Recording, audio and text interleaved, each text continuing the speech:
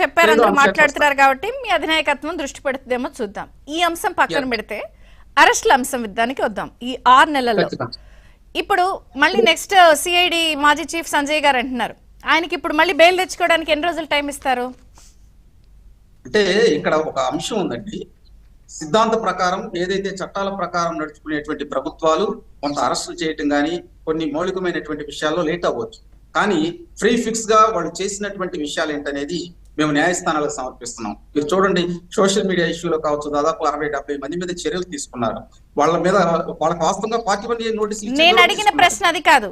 కేసులు పెట్టిన తర్వాత 20-30 రోజులు వాళ్ళు బెయిల్ తెచ్చుకునే టైం ఇస్తున్నారు కదా, ఇప్పుడు సంజయ్ గారికి ఎంత టైం ఇస్తారని అంటున్నా, ప్రజలకు ఆ డౌట్. ఇప్పుడు సంజయ్ గారు కావచ్చు అండి, కొంతమంది ఐఏఎస్ ఐపీఎస్ ఆఫీసర్ల మీద కేసులు పెట్టారు. వాళ్ళు న్యాయస్థానాల్లో ఇష్యూ నడుస్తున్నప్పుడు దాన్ని మనం కొంచెం పరిగణలోకి తీసుకోవాలి. ఇంకోటి, ఇక్కడ చట్టపరంగా మేము చేస్తున్నాము, వాళ్ళు వెళ్ళిపోయి కోర్టు 20 రోజుల వరకు చర్యలు తీసుకోవద్దన్నా కనట్లా, నేను పెట్టిన తర్వాత వాళ్ళు వెళ్ళే గ్యాప్ ఏం చేస్తున్నారని అడిగా. ఇప్పుడు మేడం, ఆ గ్యాప్ లో విజయపాల్ గారు ఉన్నారండి. చిన్న ఎగ్జాంపుల్, RRR కేసులో విజయపాల్ గారు ఉన్నారు. అతని మీద చట్టపరంగానే ముందరికి వెళ్తున్నారు, అసలు ఏం జరిగింది ఏందనేది. అలాగే సంజయ్ కావచ్చు, ఇంకా వేరే వేరే అధికారులు కావచ్చు, వాళ్ళ మీద చట్టపరమైనటువంటి చర్యలు తీసుకుంటామండి. ఎవరిని వదిలే ప్రసక్తి లేదు. కాకపోతే ఇక్కడ ఏమవుతుందంటే, కూటమి ప్రభుత్వం చట్టబద్ధంగా వెళ్తుంది కాబట్టి జగన్మోహన్ రెడ్డి గారు ఎక్కడికి వెళ్ళినా ప్రెస్ మీట్లు పెట్టుకోగలుగుతున్నాడండి, రేపు పుట్టినరోజు చేసుకోబోతున్నాడండి. కానీ గతంలో ఏదైతే వైకాపా ప్రభుత్వం ఉన్నప్పుడు మేము అసలు బయటకు రావడానికి లేదు, బయటకు వచ్చి ఏదైనా మీటింగ్లు పెట్టుకోవడానికి లేదు, జీవో 1 లాంటి జీవోలు తీసుకొచ్చారు. ఇవన్నీ ఉన్నాయి. కాకపోతే ఏంటంటే, మీరు కావచ్చు, బయట మా కార్యకర్తలు కావచ్చు, చాలా మంది వేసే ప్రశ్న, మీరు వేసిన ప్రశ్నే, మేము ఒక సిస్టమ్ గా వెళ్తున్నాం కాబట్టి లేట్ అవుతుంది. ఒక సంజయ్ కాదండి, దాదాపు ఒక 7-8 మంది ఐపీఎస్ ఆఫీసర్లు రేషన్ బియ్యం విషయంలోనే చూద్దాం. మరి 20 రోజులు పట్టేసిందా లెక్కేయటానికి? అంటే రేషన్ బియ్యంలో కూడా మేడం ఇక్కడ ఏమవుతుందంటే, వాస్తవంగా చెప్పుకోవాలంటే కొంతమంది అధికారులు కుమ్మక్కయ్యారు. ఎవరైతే దర్యాప్తు చేస్తున్నారో, ఎవరైతే ఫుడ్ కార్పొరేషన్ లో ఉన్నారో, గుర్తించారండి. వాళ్ళని గుర్తించారు, వాళ్ళని ఐడెంటిఫై చేశారు. ఇక్కడ ఏమవుతుందంటే, ఒక దొంగని గుర్తించి వాడిని వెంటనే తీసేసామనుకోండి, వాడు చేసిన దొంగతనం మనకు తెలియదు. కాబట్టి అధికారులు ఏం చేస్తున్నారు అనేది వాళ్ళ మీద ఇంకొక స్థాయి విజిలెన్స్ అండ్ ఎన్ఫోర్స్మెంట్ వాళ్ళు పనిచేస్తున్నారండి. కాబట్టి ఇప్పుడు బేబీ నానికి సంబంధించి ఏదైతే ఆ బియ్యం దోపిడీ చేశాడో దానికి సంబంధించి 2 గొడవలు బయటకు వస్తుంది.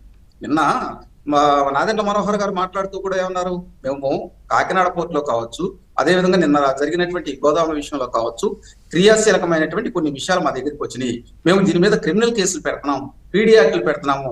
ఏదో మేము ఇచ్చేసేసేసి అధికారులతో కుమ్మక్క అయిపోయి పేరు నాని తన న్యాయవాది ద్వారా ఏదో ₹1 కోటి ఒకసారి డీడీలు తీయటం, ఇంకోసారి 73 లక్షల డీడీలు తీస్తే ఇది కుదరదు. వాస్తవంగా ఆ కంపారిజన్ చేసి అసలు ఎన్ని బియ్యం ఉండవు ఇక్కడ అనేది బయటికి తీస్తున్నారు. నిన్న కొన్ని గోదాములు ఖాళీ చేశారు.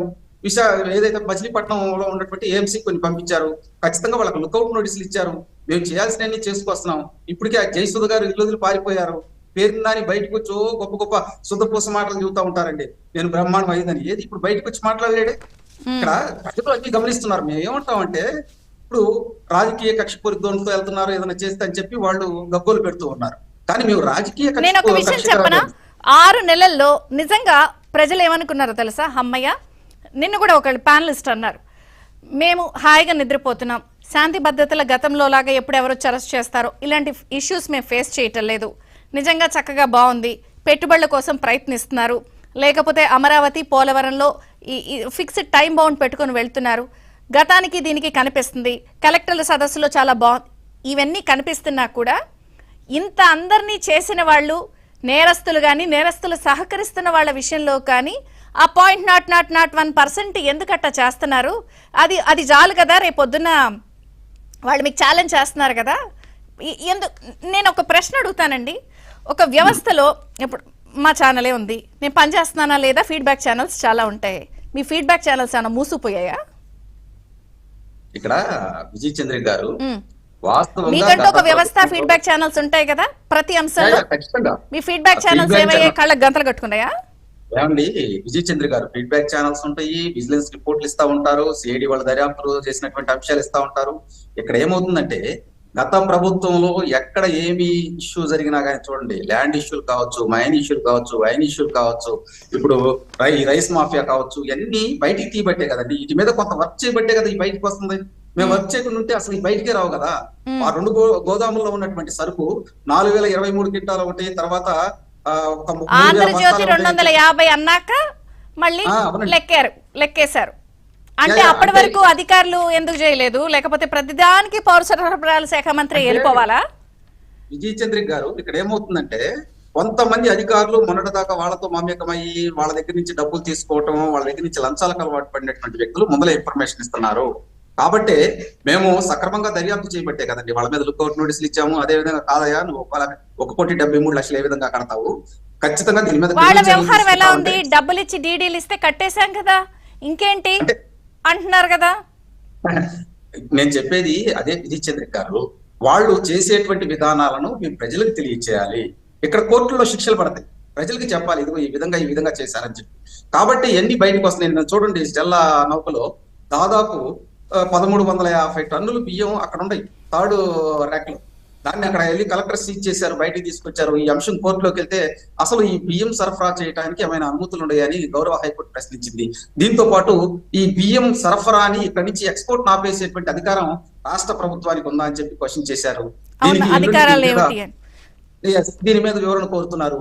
మేమేమంటామంటే ఒకటండి, చట్టపరంగా వెళ్లే వాడికి అన్ని అడ్డంకులే.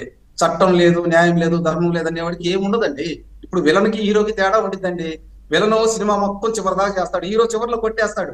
అదే మా కూటమి ప్రభుత్వం అండి. అలా నేను ఉంది. అంటుంది ఏంటంటే కాకపోతే- అదే ఇంకా హీరోనే ఇంకా విలనే తిప్పలు పెడుతున్నట్టుందా. నేను అందుకే అన్నాను, పుష్ప సినిమాలో కూడా ఈ గంధపు చెక్కల స్మగ్లరే ఆ పోలీసు వాడిని ఎదిరించడానికి పట్టుకోరా దమ్ముంటే అంటా ఉన్నాడు. అట్ట